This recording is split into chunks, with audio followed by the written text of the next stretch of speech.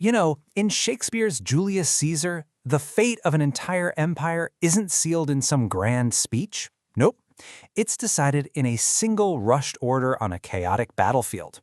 Today, we're going to dig into how one man's confidence in one tiny scene actually triggers an absolute tragedy. So it all boils down to this one big question, right?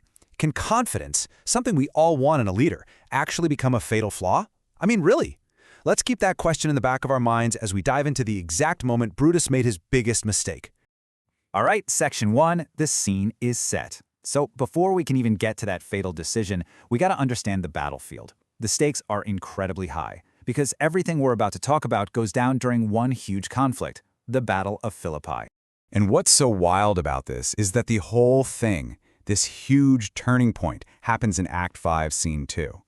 I mean, it's an incredibly short scene. We're talking just a handful of lines. But everything hinges on it. The fate of Rome is literally hanging in the balance right here, right now. So picture this battlefield. You've got two massive forces just staring each other down in a final showdown. On one side, you have the guys who killed Caesar, Brutus, and Cassius.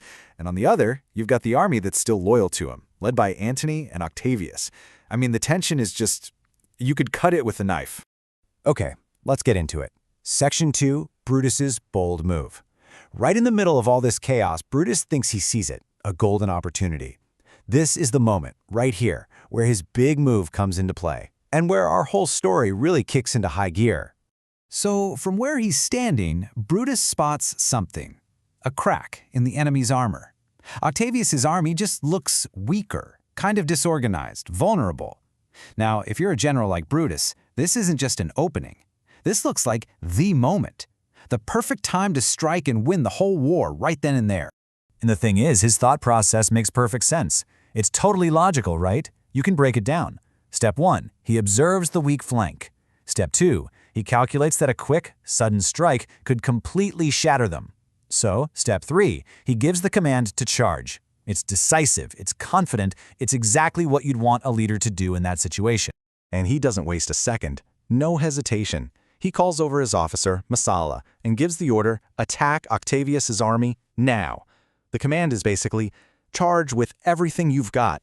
The whole scene just flies by, which really shows you just how sure Brutus is that he's making the right call. And now for Section 3, the unforeseen chaos. Because, well, this is where it all goes wrong. This is the sharp, tragic turn. You know how they say even the best plans can fall apart? Especially in the heat of battle. Well, Brutus's brilliant move is about to unravel everything. And this brings up such a critical question, not just for him, but for anyone really.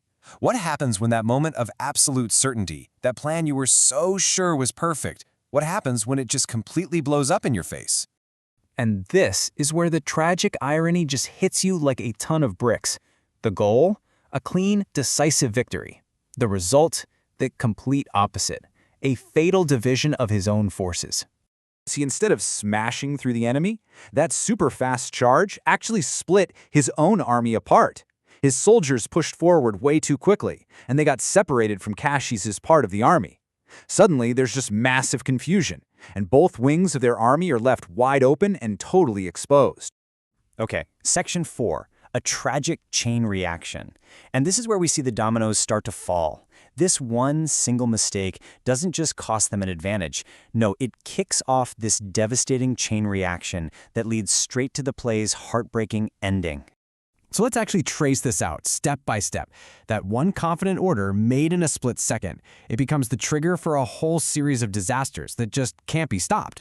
Okay, so this timeline really breaks down how it all unfolds. First, you have the order, Brutus's confident charge. That directly causes the separation, right? The armies are split and confused. And then comes the tragedy. This is the critical part.